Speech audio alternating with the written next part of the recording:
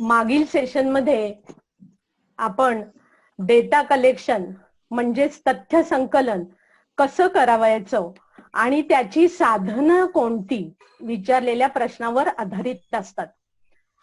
तुमच्या निष्कर्षाची गुणवत्ता प्रस्थापित करण्याचा प्रयत्न करणं हे आपल्या दृष्टीने म्हणजे संशोधकाच्या दृष्टीने अतिशय महत्वाचं असतं.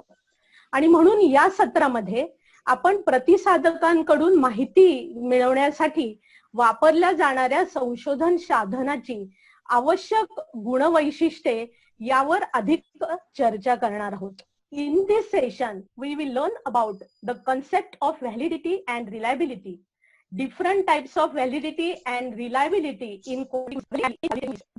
Validity ला आपण वैधता म्हणतो आणि रिलायबिलिटीला विश्वसनीयता. अनेक शब्द आहेत, वैधता किंवा यथार्थता, सप्रमाणता. पण आपण आजच्या तासामध्ये वैधता हा शब्द प्रयोग करूया.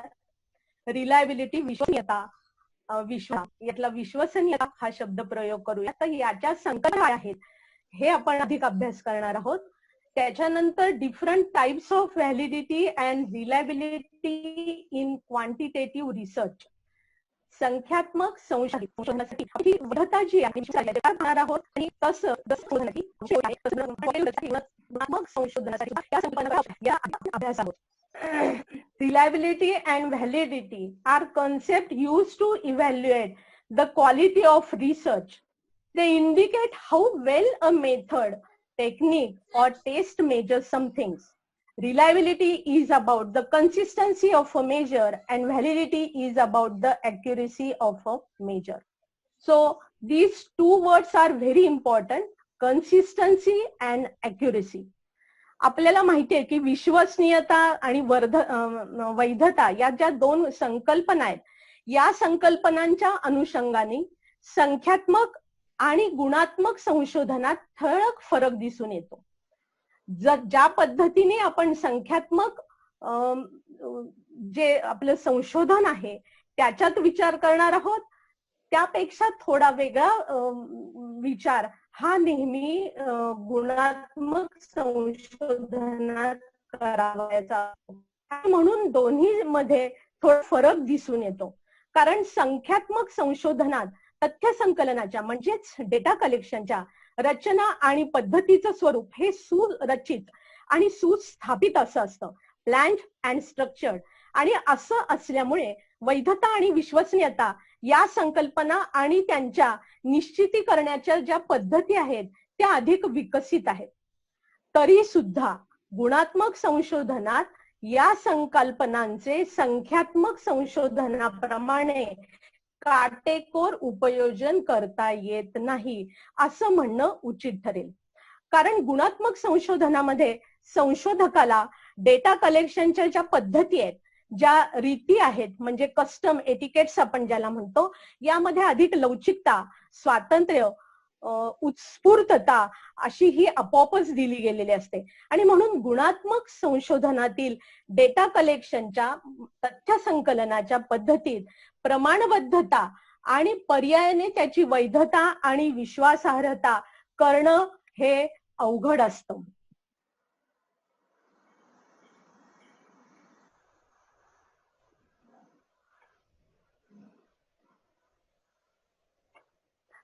वैधतेची जी संकल्पना आहे ती आता आपण बघूयात. What is validity? Validity refers to how accurately a method measures what it is intended to measure. If research has high validity, that means it produces results that corresponds to real properties, characteristics. तुम्हाला जे मोजायचं आहे ते किती अचूकपणे मोजलं जातं हे खूप महत्वाचं असतं. जे मोजायचं तेच मोजलं जाणं ह्याला आपण वैधता असं म्हणतो. ढोबळमानांनी संशोधन प्रक्रियेत अचूकता आणि औचित्य यालाच वैधता असं म्हटलं जातं. आणि म्हणून अचूकतेला अतिशय महत्व आहे. रिसर्चचं काम करताना कुठल्याही स्टेजला अचूकता ही असलीच पाहिजे. आपल्याला माहितीये की एका उदाहरणाने आपण पाहूयात की ही जी वैधता आहे ही वैधता कशी आपण सांगू शकतो. समजा एखाद्या समुदायासाठी आरोग्यविषयक ज्या गरजा आहेत त्या निश्चित करण्याचा आपण अभ्यास करायचा आहे आपल्याला, आणि तो अभ्यास करण्यासाठी आपण आराखडा तयार केलेला आहे.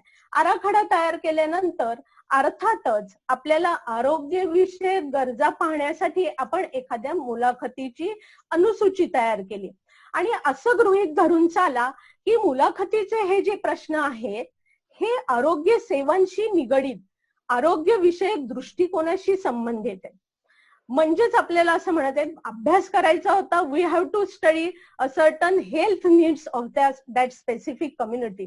पण आपण जी अनुसूची तयार केलेली आहे in that interview, most of the questions in the interview schedules related towards the health services, म्हणजे आरोग्य सेवांचे मला पाहायचं एक आहे आणि मला दिसतंय किंवा मला मिळतंय दुसरं, असं चिन्ह होतं. म्हणजे आरोग्यविषयक गरजा काय आहेत हे शोधणं हा हेतू, परंतु मुलाखत सूचीमध्ये मात्र प्रतिसादकांचे आरोग्य विषयक सेवा किंवा दृष्टिकोन आपल्याला शोधून देत आहे. म्हणजेच जे मोजायचं ते मोजलं जात नाहीये. आपल्याला जे मोजायचं किंवा ज्याचं मापन करण्यासाठी साधन तयार केलेलं आहे अशी त्या साधनाची अनुमापन करण्याची जी क्षमता असते त्या क्षमतेला आपण वैधता असं म्हणतो. थोडक्यात आपल्याला असं सांगायचंय जे मोजायचं ते मोजलं जाणं. Therefore, validity is the ability of an instrument to measure what is designed to measure. जे मोजायचं ते मोजण्यासाठीच जे साधन आहे. मला समजा एखादा चाकू हवा आहे आणि तो चाकू हा सफरचंद कापण्यासाठी हवाय का कलिंगड कापण्यासाठी हवाय. मला छोटा चाकू असेल तर त्यांनी कलिंगड आपल्याला कापता येणार नाही. म्हणजे चाकू असून सुद्धा, साधन कापण्याचं असून सुद्धा ते कशासाठी मी उपयोग करते आहे हे खूप महत्वाचं आहे. आणि म्हणून या ज्या ही जी व्याख्या आपण पाहिली व्हॅलिडिटीची, या व्हॅलिडिटीच्या व्याख्येमधून दोन प्रश्न हे उपस्थित होतात किंवा पुढे येतात असं आपण म्हणूया. These definition raise two key questions. First one is who decides and second one is how can established. Who decides? कुणी ठरवायचं की हे व्हॅलिड आहे म्हणून. तर ज्याचं मापन करणं आपल्याला अपेक्षित आहे त्याचंच मापन साधनाद्वारे होत आहे हे कोणी ठरवायचं, कोण ठरवणार. आणि दुसरी गोष्ट म्हणजे हाऊ कॅन एस्टॅब्लिश. एखाद्या साधनाद्वारे ज्याचं अनुमापन करावयाचे आहे त्याचेच अनुमापन होते आहे ना हे कशा प्रकारे प्रस्थापित करता येईल. हु एस्टॅब्लिश्ड. आता पहिल्या प्रश्नाचं जे उत्तर आहे हु डिसाइड्स, यामध्ये आपल्याला असं सांगता येईल की अभ्यासाचा आराखडा तयार करणारी व्यक्ती, अहवालाचे वाचक आणि त्या क्षेत्रातील तज्ञ व्यक्ती. Person who design the study, the readership of the report and third one experts in the field. ह्या तीन गोष्टी ज्या आहेत त्या तीन ज्या व्यक्ती आहेत ह्या डिसाइड करणार आहेत. दुसरं जे आहे हाऊ कॅन एस्टॅब्लिश. आता तुम्ही म्हणजे संशोधक, वाचक, तज्ञ व्यक्ती हे कशाच्या आधारावर ठरवणार. How you make this judgement and on what basis. आपल्याला माहितीये की सामाजिक शास्त्राच्या संशोधनामध्ये संशोधन साधनाची संशोधन साधनाची वैधता ही प्रस्थापित करण्यासाठी दोन मार्ग दिसतात. कोणते ते दोन मार्ग आहेत.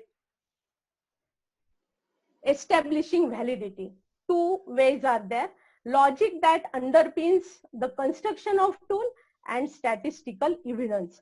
हे दोन्ही मार्ग जे आहेत हे दोन मार्ग संशोधन साधनाच्या बांधणीचे आधारभूत तर्कशास्त्र किंवा साधनाचा वापर करून माहितीच्या आधारे संकलित केलेल्या संख्याशास्त्रीय पुराव्यानुसार आधारित असतो. आपण म्हणतो पुरावा दाखव. जी गोष्ट केली आहे त्या गोष्टी ती का केली याचं उत्तर दे. म्हणजेच दोन गोष्टी आपल्याला सांगाव्या लागतात. एक तर तर्क त्याच्या मागे काय आहे हे, नाही तर स्टॅटिस्टिकल एव्हिडन्स देऊन आपल्याला त्याचा पुरावा द्यावा लागतो.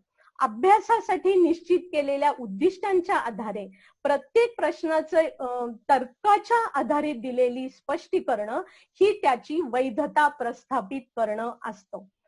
आणखीन या उलट जर संख्याशास्त्रीय प्रक्रिया या प्रश्न आणि निष्कर्षाच्या स्वरूपातील जी चल आहेत यांच्यातील सहसंबंधांचं मापन करून वास्तव पुरावे सादर करत असतात. म्हणून आपल्याला आपण जी काही गोष्ट करतो, जे काही मग प्रश्न तयार करणं असो, प्रश्नाची रचना असो किंवा आणखीन संशोधनातली कुठलीही प्रक्रिया असो, त्या ठिकाणी आपल्याला पुरावे हे सादर करावे लागतात. मग संशोधनाची उद्दिष्ट आणि प्रश्नावलीतले प्रश्न या दोन्हींमध्ये तार्किक दुवा प्रस्थापित करावा लागतो. तुम्हाला समर्थन करावं लागतं, इतरांना पटवून द्यावं लागतं की आणि त्याला संख्याशास्त्रीय पाठबळ असावं लागतं.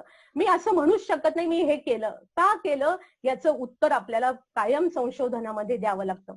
तुम्हाला जर वय, उंची किंवा उत्पन्न हे जाणून घ्यायचं असेल तर या प्रश्नांची वैधता प्रस्थापित करणं सोपं असतं, आपल्या समोर डेटा असतो. परंतु विशिष्ट सेवांबाबत जर उदाहरणार्थ ग्राहकाचं समाधान आपल्याला पाहायचं असेल तर त्याचं मापन करणं हे अतिशय अवघड असतं. त्यासाठी तुम्हाला म्हणजे किंवा आपल्या सगळ्यांना किंवा संशोधकाला संकल्पनेशी संबंधित विविध पैलू व्यापणारे अनेक प्रश्न विचारावे लागतात आणि विचारलेल्या प्रश्नातूनच त्याचं मापन होत आहे हे प्रदर्शित करावं लागतं. अशा परिस्थितीत विशेषतः जेव्हा गुणात्मक संशोधनात आपण करतो त्याच्यामध्ये मग भावना असेल, प्रेरणा असेल, वैफल्य असेल, या सगळ्या गोष्टींचा आपण जेव्हा शोध घेतो तेव्हा वैधता प्रस्थापित करणं अवघड असतं. आणि म्हणून आपण या ठिकाणी लक्षात ठेवायचंय की विशिष्ट साधन आपल्याला जे तयार करायचंय ते तयार करताना अवघड असलं तरी सुद्धा आपल्याला ते करणं क्रमप्राप्त असतं. अशा पद्धतीने आपण वैधतेची संकल्पना बघितली. आता आपल्याला types of validity in quantitative research बघायचंय. संख्यात्मक संशोधनातील वैधतेचे प्रकार. याच्यामध्ये अनेक प्रकार आहेत. आज आपण त्यातल्या काही प्रकाराचा अभ्यास करूयात. या ठिकाणी आपल्याला दिसतंय दर्शनी वैधता आणि आशय वैधता, face validity and content validity. Each question or atom on the research instrument must have a logical link with an objective. Establishment of this link is called face validity. आता याच्यामध्ये आपल्याला हे अतिशय महत्वाचे आहे की establishment of this link is called face validity. Link, प्रश्न आणि उद्दिष्ट. उद्दिष्ट आपलं एक असेल त्याच्याशी लिंक होणारेच प्रश्न असले पाहिजेत.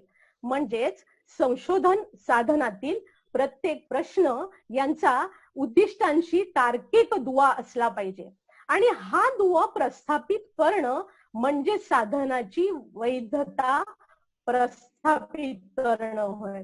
आणि हा दुवा जेवढा घनिष्ठ असेल तेव्हा साधनाची दर्शनी वैधता, ज्याला आपण फेस व्हॅलिडिटी म्हणतो, ती जास्त असते. आता या ठिकाणी आपल्याला माहितीये की जसं फेस व्हॅलिडिटी महत्वाची आहे तसंच आपल्याला आशय वैधता म्हणजे आशय काय आहे, प्रत्येक पैलूला प्रश्नामध्ये एकसारख्या प्रमाणात आणि पुरेसं प्रतिनिधित्व दिलं गेलं पाहिजे, यालाच आपण आशय वैधता असं म्हणतो. It is equally important that the items and questions cover the full range of the issue or attitude being measured. And assessment of the item of an instrument in this respect is called content validity. जशी दर्शनी वैधता आहे त्या दर्शनी वैधतेपेक्षाही आशय वैधता मला महत्वाची वाटते, कारण सगळा आशय त्याच्यामध्ये कव्हर झालेला असला पाहिजे. म्हणून मी मगाशी म्हणलं की प्रत्येक पैलूला प्रश्नामध्ये एकसारख्या प्रमाणात आणि पुरेसं प्रतिनिधित्व गेलं पाहिजे. उदाहरणार्थ समजा मला स्टडी हॅबिटचा अभ्यास करायचा आहे तर तो स्टडी हॅबिटचा अभ्यास करताना मग लेखन असेल, वाचन असेल, गृहपाठ असेल, नोट्स काढणं असेल, असे विविध जे काही घटक आहेत तर सगळे घटक कव्हर झाले पाहिजे. किंवा लँग्वेज अबिलिटीचा जर अभ्यास करायचा असेल तर आपल्याला माहितीये रीडिंग, रायटिंग, स्पीकिंग, लिसनिंग या सगळ्या कॉम्पोनंटचा विचार आपण केला पाहिजे. आणि म्हणून असं म्हणलेलं आहे की the coverage of the issue or attitude should be balanced. That is each aspect should have similar and adequate representation in the question or items. ही आशय वैधता जी आहे ही प्रश्नमापन करावयाच्या समस्येचं किती मर्यादेपर्यंत प्रतिनिधित्व करतं यावरून संशोधक म्हणून तुम्ही स्वतः, वाचक किंवा विषयातील तज्ञ यांच्याकडून तपासलं गेलं पाहिजे, तपासलं जातं आणि मग ती मंडळी याबद्दलचं मत हे प्रदर्शित करत असतात. त्याच्यानंतरचा जो प्रकार आहे तो म्हणजे निकष वैधता. आता ह्या निकष वैधता जो आहे तो निकष क्रायटेरियन आपण ज्याला म्हणतो, that criterion is also important. Criterion validity evaluates how closely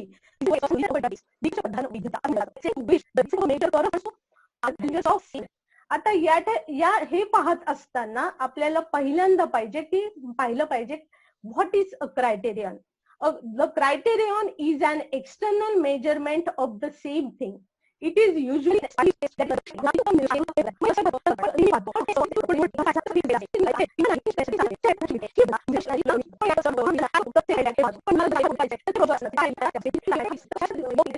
आणि मग निरीक्षणात्मक कसोटी अनुमान त्यानुसार आपली येत असतात.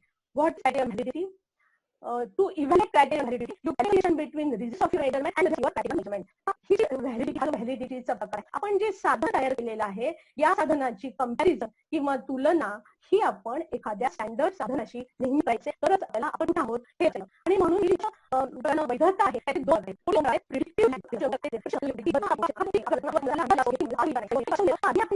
व्हॅल्युएशन केलेलं असतं, अभ्यास केलेला असतो त्याच्यावरून येत असतं. आणि म्हणून आपण इथे सुद्धा जेव्हा समवर्ती वैधता म्हणतो, प्राक्कथन वैधता, या प्राक्कथन वैधतेमध्ये प्राक्कथन वैधतेची जी परीक्षा आहे ही साधन निष्कर्षाबद्दल किती प्रमाणात अंदाज वर्तवू शकते यावरून ठरवले जाते.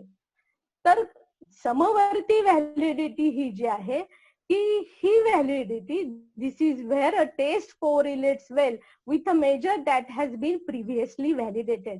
म्हणजे या वैधतेची जेव्हा आपण दुसऱ्यांदा परीक्षण करतो तेव्हा दुसऱ्यांदा केलेल्या परीक्षणाची पहिल्या परीक्षणाशी तुलना किती योग्य प्रमाणात होऊ शकते यावर परीक्षा केली जाते आणि ठरवलं जातं.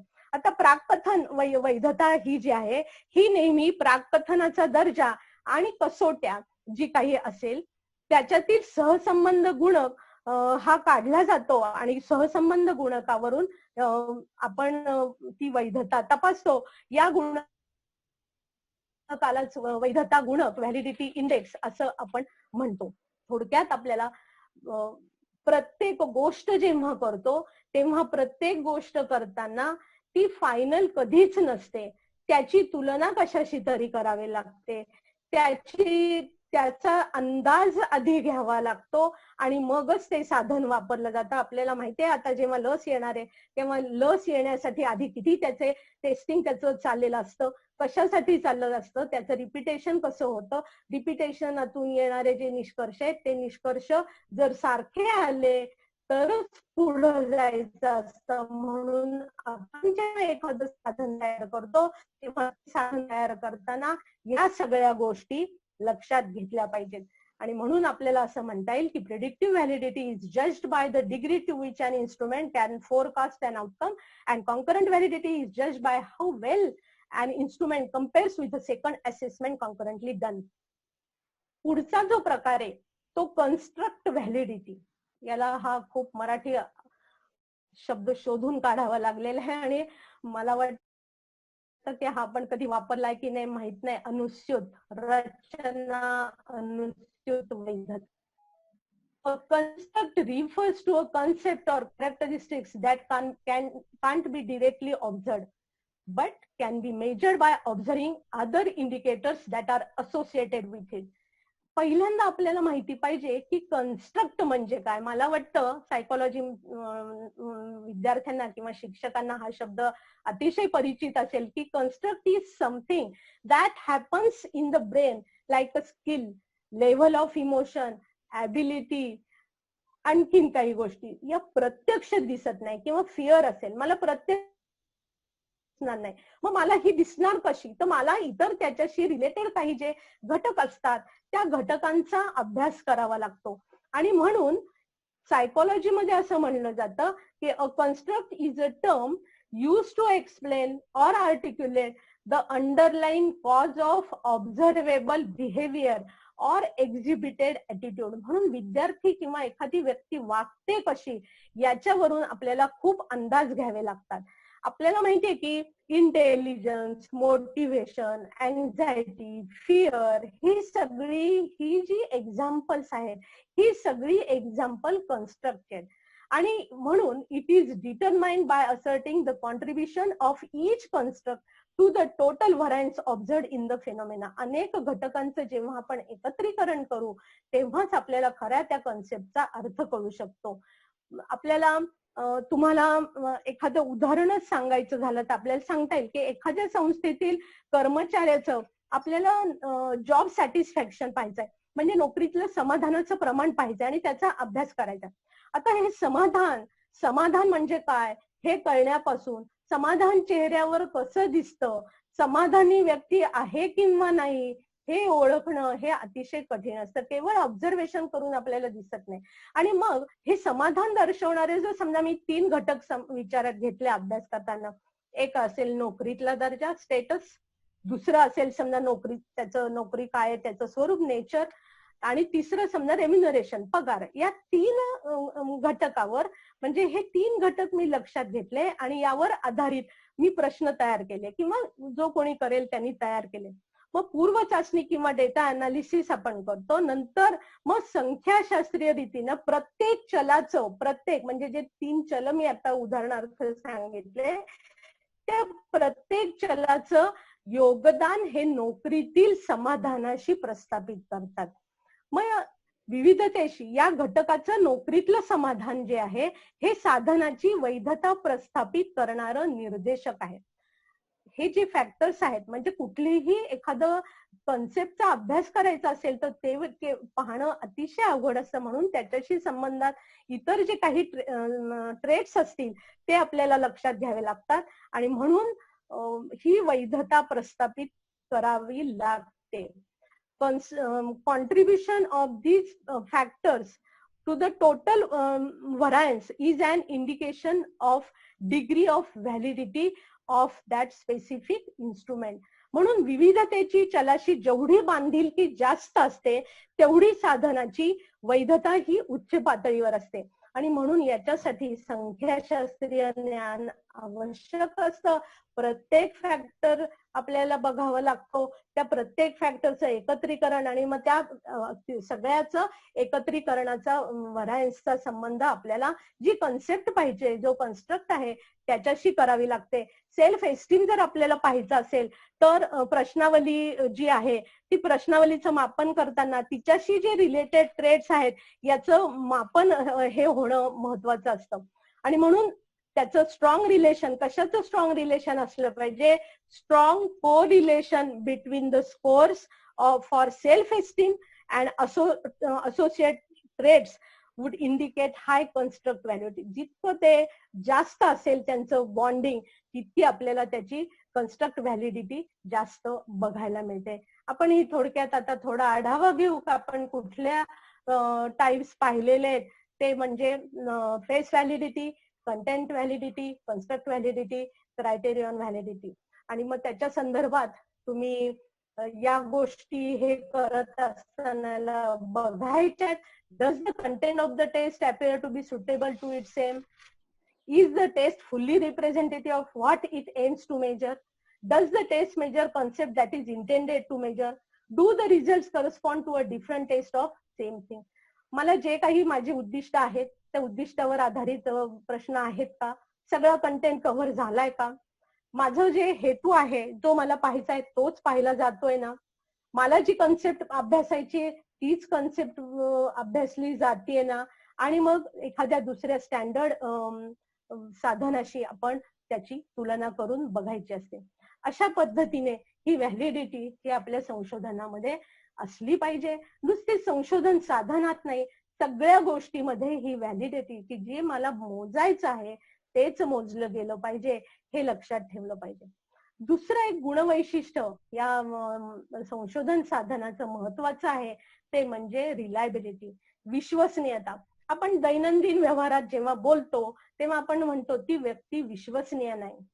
बोले तैसा चाले त्याची वंदावी पाऊले. जसं जो बोलतो तसंच वागलं पाहिजे, तो खात्रीचा असला पाहिजे, स्थिर असला पाहिजे, त्याच्या वागण्या बोलण्यामध्ये सातत्य असलं पाहिजे. आज खरं बोलला, उद्या खोटं बोलला, याला अर्थ नाही. जे काही आहे ते सातत्यपूर्ण असलं पाहिजे.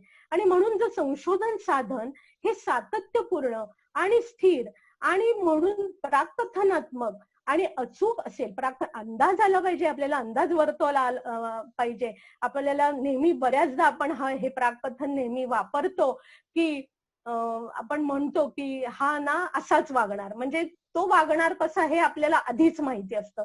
तसं आपल्या संशोधनाचं सुद्धा साधन तयार करताना इतकं अभ्यासपूर्ण केलं पाहिजे की त्याचं प्राकथन आपल्याला करता आलं पाहिजे, आणि ते अचूक असेल तर ते नक्कीच विश्वसनीय असतं. साधनामध्ये सातत्य आणि स्थिरता जेवढी जास्त असते तेवढी त्याची विश्वसनीयता ही अधिक असते. पुन्हा पुन्हा पुन्हा मोजमाप केलं तरी तेच परिणाम दर्शवले पाहिजेत. आणि म्हणून रिलायबिलिटी मग हे काय सांगते, तर reliability refers to how consistently a method measures something. If the same result can be consistently achieved by using the same methods under the same circumstances, the measurement is considered reliable.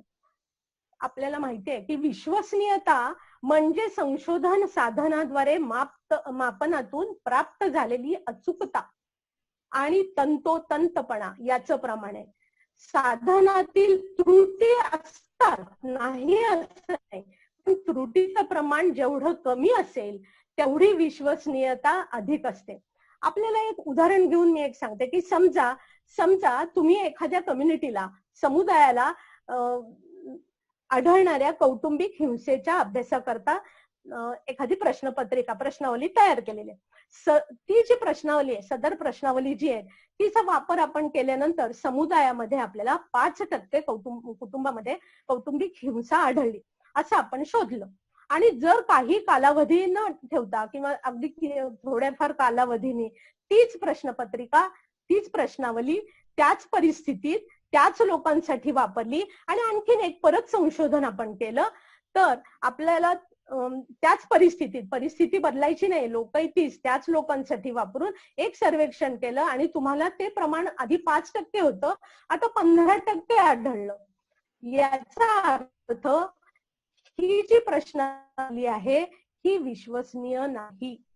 2 संचामध्ये जेवढा फरक कमी असतो तेवढी विश्वसनीयता अधिक असते. आणि म्हणून कमीत कमी आपण काय केलं पाहिजे, तर त्याच्यामध्ये कसं कन्सिस्टन्सी येईल हे बघितलं पाहिजे. वातावरण तेच असलं पाहिजे. आपल्याला माहितीये की बरीच अशी उदाहरणं आहेत. साधं दैनंदिन जीवनातलं उदाहरण समजा आपण पाहिलं की if the thermometer shows different temperature each time, even though you have carefully controlled situation, तरी सुद्धा आपल्याला जर त्याच्यामध्ये सातत्य आढळलं नाही तर आपण असं म्हणतो that thermometer measurements are not valid. तीच रिडिंग झाली पाहिजे, तेच सगळं वातावरणात केलेलं असतं, त्याच साधनाने केलेलं असतं, आणि तसं झालं नाही तर आपण ते साधन रिलायबल नाही असं म्हणतो. आणि म्हणून reliability should be considered throughout the data collection process. नुसतंच रिझल्ट येऊन चालणार नाही, वापरून तर ती वापरताना, तिचा आधी तयार करताना, त्याच्यानंतर आलेल्या निष्कर्षाचा अर्थ लावताना सगळ्या गोष्टीमध्ये रिलायबिलिटी हे असलीच पाहिजे. आणि म्हणून या ज्या 2 गोष्टी आहेत या अतिशय महत्वाच्या, व्हॅलिडिटी आणि रिलायबिलिटी. आपल्याला आणखीन असं सांगता येईल की when you use a tool or technique to collect data, it is important that the results are precise, stable and reproducible. कुठलेही एकदा वापरून एकच रिझल्ट काढून कुठलंही संशोधन होत नसतं. आणि म्हणून हे संशोधन करत असताना आपल्याला जे रिझल्ट मिळणार आहे ते एकदाच करून चालत नाही, त्याचा रिप्लिका स्टडी पण करणं अतिशय गरजेचं असतं. आपण ज्या दोन कन्सेप्ट ज्या पाहिल्या त्यातला एक थोडासा फरक आधी बघूयात आणि मग थोडं पुढे जाऊयात. Reliability and validity, what does it tell you? रिलायबिलिटीच्या संदर्भात बघूया. The extent to which the result can be reproduced when the research is repeated under the same condition. जे मी आता सांगितलं त्याच परिस्थितीमध्ये जर आपले रिझल्ट तेच येत असतील तर आपण म्हणू शकतो की ते साधन विश्वसनीय आहे. The extent to which the result really measure what they suppose to measure, जे मोजायचं तेच मोजलं जात असेल तर आपण ते साधन वैध आहे असं म्हणतो. आपल्याला एखाद्या वेळेला काही वेळेला काय होतं की उद्दिष्ट लक्षात घ्यावं लागतं. एखादं साधन आहे समजा की त्या साधनाने मला प्रावीण्य तपासायचंय आणि ते प्रावीण्य तपासताना नकळत त्याचा अक्षर, नकळत त्याचा नीटनेटकेपणा तपासला जातो, तर ते माझं उद्दिष्ट नसतं. म्हणून प्रावीण्य कसोटीसाठी ते साधन वैध आहे हे नेहमी लक्षात घ्यावं लागतं. त्याच गोष्टी तपासल्या जाव्या लागतात. म्हणून उद्दिष्ट हे खूप महत्वाचं असतं. How is it assessed? By checking the consistency of results across time, across different observer and across parts of test itself.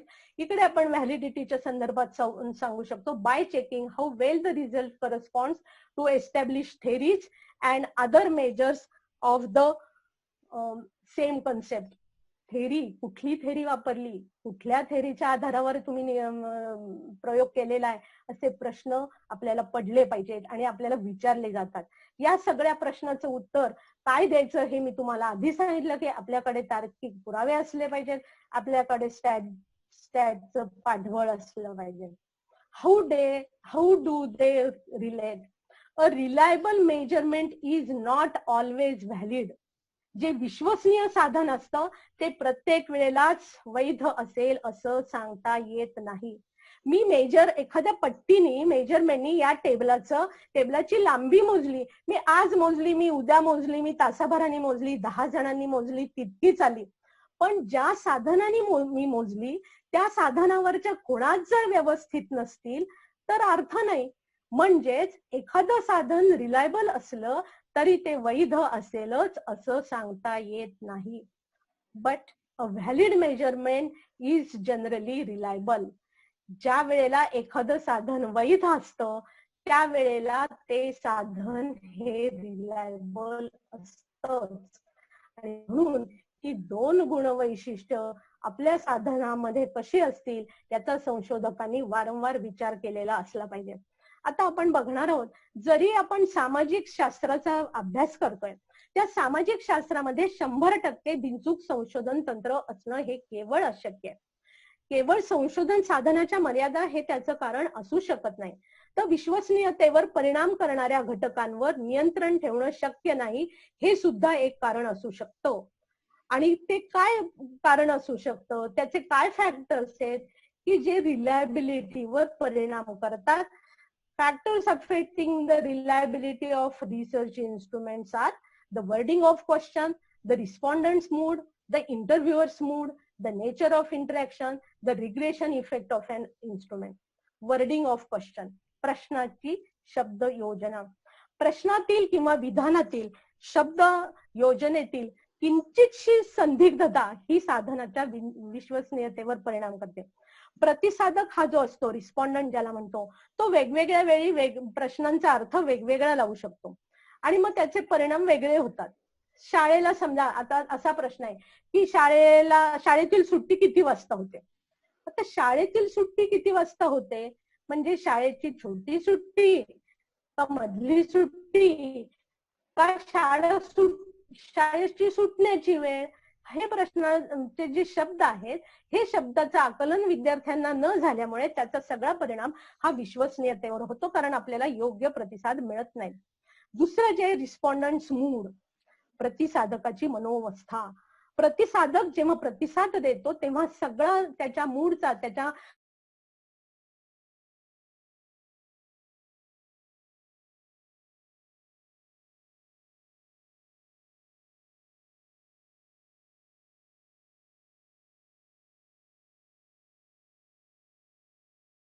असेल तर त्याला त्याची उत्तर जी म्हणजे योग्य असतील किंवा अचूक असतील ही तो देऊ शकत नाही किंवा देण्याच्या मूड मध्ये नसतो असं आपण म्हणतो. आणि त्याचा सगळा परिणाम हा रिलायबिलिटीवर होत असतो.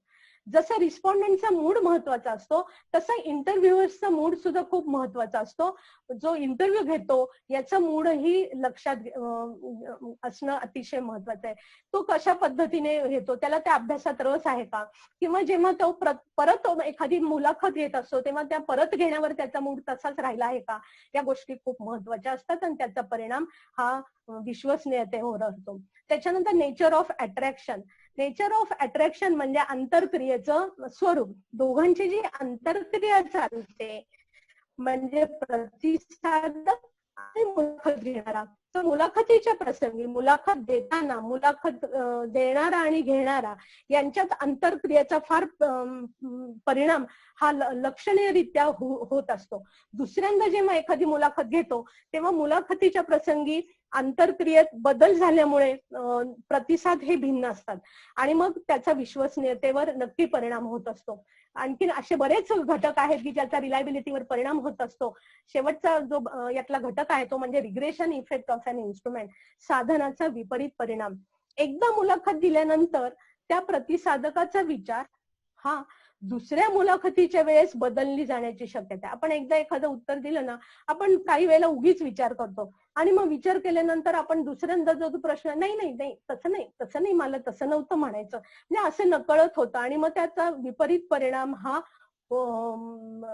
विश्वसनीयतेवर होणारा असतो. आणि म्हणून अशा पद्धतीने जरी आपण साधन सगळ्या गोष्टीचा विचार करून केलेला असला तरी हा रिलायबिलिटी हा घटक सुद्धा खूप परिणाम करत असतो. याच्यानंतर methods of determining the reliability of an instrument in quantitative research. संख्यात्मक संशोधन जे त्या संख्यात्मक संशोधनात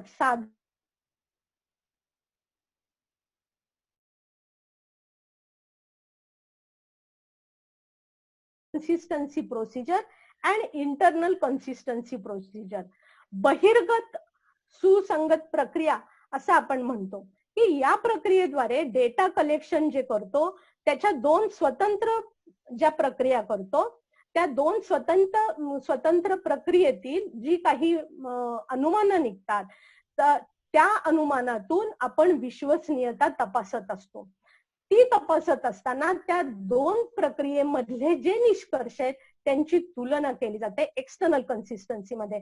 आणि म्हणून मग याची कुठली साधने जी आपल्या सगळ्या टेस्ट रिटेस्ट आणि parallel form of the same taste.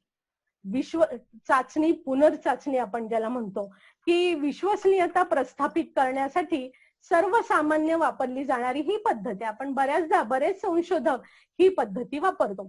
विश्वसनीयता प्रस्थापित करण्यासाठी सर्वसामान्य कारण वापरायची कशी हे बऱ्याच जणांना माहिती आहे. साधन हे एकदा पुन्हा एकदा तिला आपण म्हणतो रिटेस्ट पुनर्चाचणी त्याच किंवा त्यासारख्या परिस्थितीत वापरली जाते. या तपासणीसाठी आणि पुनर्तपासणीसाठी टेस्ट आणि रिटेस्ट तपासणीसाठी गुणोत्तर प्रमाण किंवा गुणांकातील फरक हे विश्वसनीयतेचे निदर्शक असतात.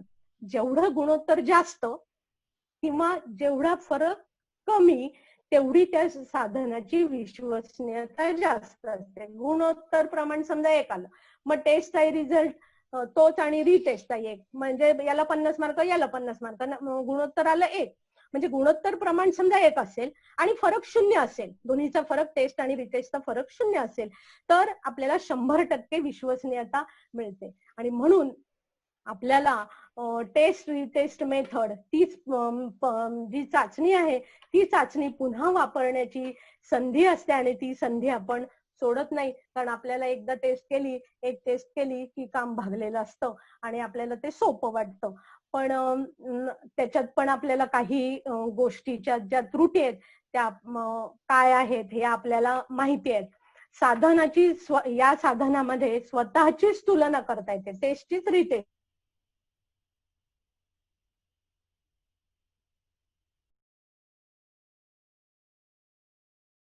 टेस्टला ते तो आठवू शकतो. त्याचा परिणाम साधनाच्या विश्वसनीयतेवर होऊ शकतो. हा या तोटा म्हणत नाही मी की ही थोडीशी त्रुटी आहे.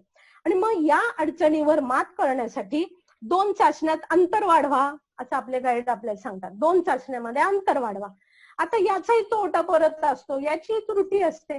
काय असते तर ते प्रतिसाधकाला परिपक्व अवस्थेत नेतात. आणि म्हणून या त्रुटीवर थोडा विजय मिळवण्यासाठी आपण मात करण्यासाठी म्हणूया दुसरा जो प्रकार आहे parallel form of the same test आपण वापरत असतो. मग ही वापरत असताना समांतर स्वरूप या प्रक्रियेत तीच घटना मापन करण्यासाठी 2 साधने तयार करतात. ही 2 साधने त्याच लोकसमुदायाला म्हणजे त्या कम्युनिटीला वापरली जाते. दोन्ही चाचण्यांच्या परिणामाची परस्पराची मग तिथे तुलना करतो. दोन्ही एकसारखं जर रिझल्ट आले तर ते साधन आपण विश्वसनीय असं म्हणतो. पुन्हा आठवणे हा काही इथं अडचण नसतो.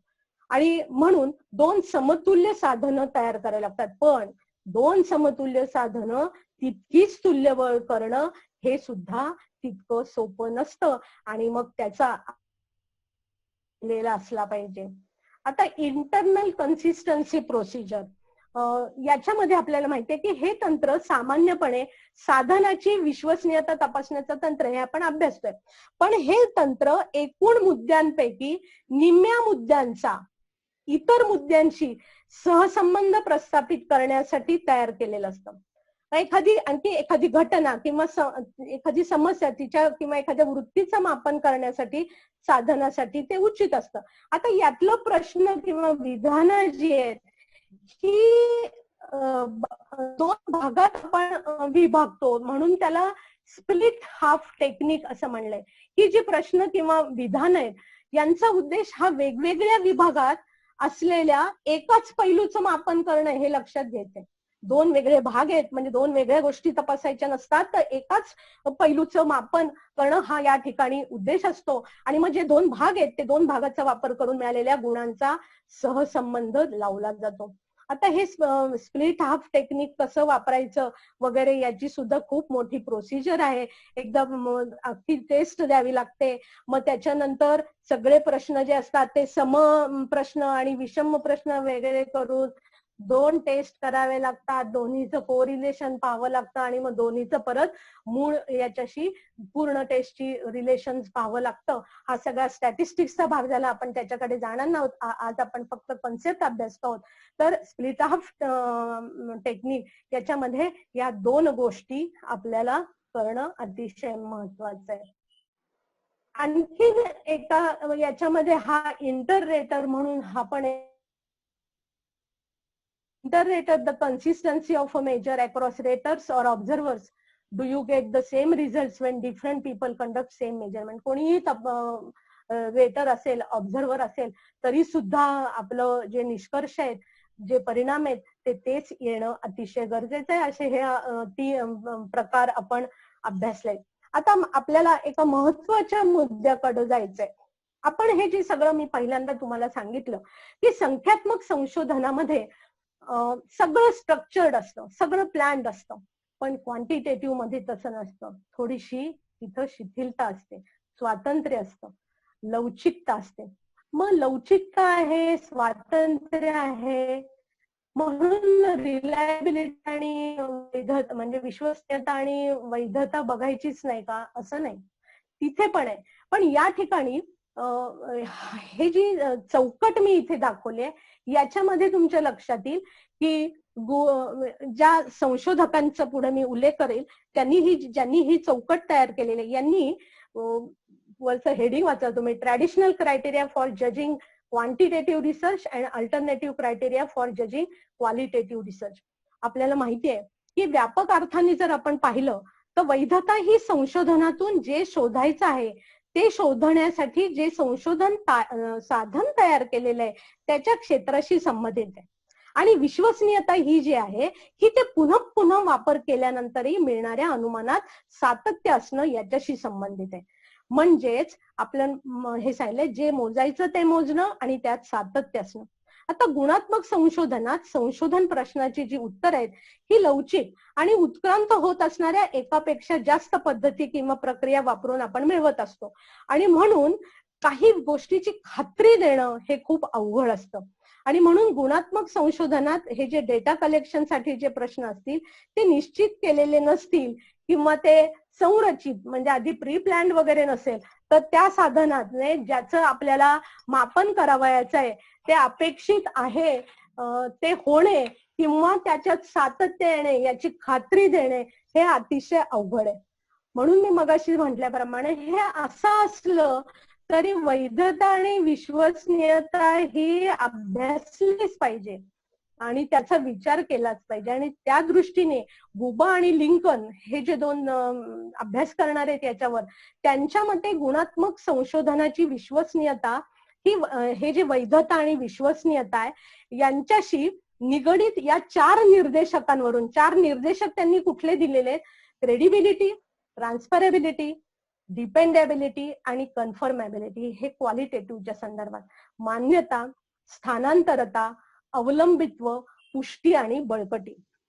तुम्ही शब्द ऐकले असतील की ट्रॉकिम आणि डोनेली यांनी, या दोघांनी 2007 मध्ये संख्यात्मक संशोधनात हे गुबा आणि लिंकन यांनी सुचवलेल्या ज्या गोष्टी आहेत, 4 कसोट्या आहेत, त्यांची वैधता, विश्वसनीयता आणि वस्तुनिष्ठता या बाबींबरोबर त्यांनी तुलना केलेली आहे, ती जे आपण संख्यात्मक संशोधनामध्ये वापरतो. आता मी इथे इंटरनल व्हॅलिडिटी म्हणजे काय,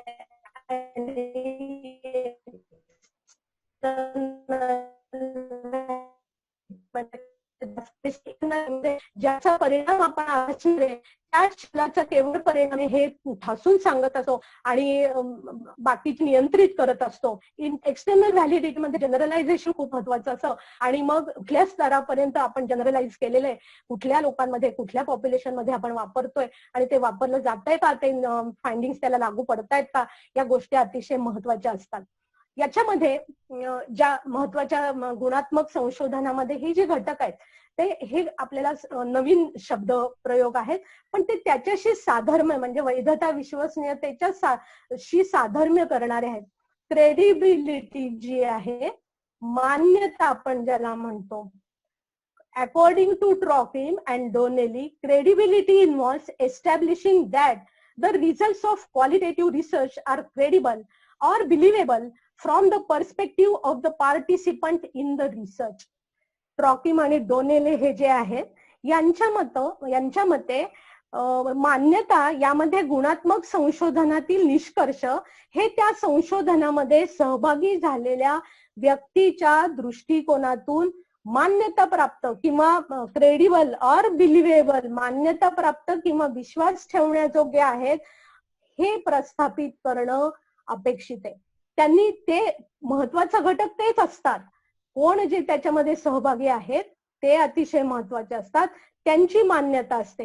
आता गुणात्मक संशोधनामध्ये काय असतं तर लोकांचं आकलन, लोकांच्या भावना, लोकांचे विश्वास, लोकांचे अनुभव याचा शोध घेत असल्यामुळे प्रतिसादक हे जे असतात हे संशोधन निष्कर्षातून त्यांची मतं किंवा त्यांच्या भावना जे काय असेल ते प्रतिबिंबित होत असतं. आणि मग ते प्रतिबिंबित होतं का याचं उत्तम परीक्षक म्हणजे ते स्वतः प्रतिसादक असतात. म्हणून मान्यता ही जी संज्ञा आहे ही संख्यात्मक संशोधनातील वैधतेशी समानार्थी आहे.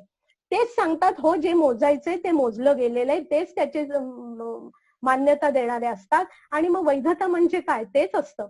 मान्यता मिळवण्यासाठी तुम्ही संशोधनाचे निष्कर्ष हे प्रतिसादकांना जेव्हा दाखवता तेव्हा त्यांच्या सहमतीच्या व्याप्तीवरून तिचं परीक्षण केलं जातं. खरं कोण तुमच्या याचं परीक्षण करणारे असतात तर ज्यांनी तुम्हाला त्याच्या संदर्भात माहिती दिली ती त्यांचंच प्रतिबिंब त्याच्यामध्ये दिसत असतं. दुसरा जो घटक आहे तो म्हणजे ट्रान्सफरेबिलिटी. This refers to the degree to which the results of qualitative research can be generalized or transferred to other context or setting.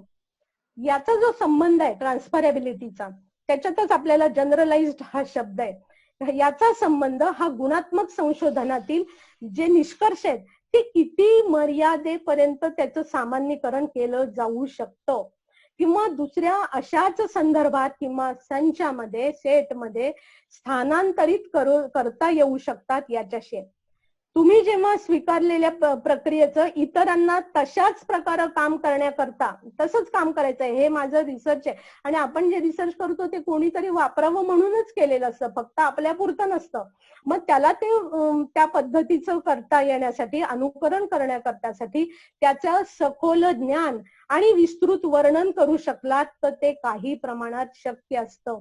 आणि मग हे जनरलायझेशन दुसऱ्या याच्यात, त्यालाच आपण एक्सटर्नल व्हॅलिडिटी हा शब्द आपल्या संख्यात्मक संशोधनामध्ये वापरलेला आहे. आता तिसरा जो आहे तो डिपेंडेबिलिटी.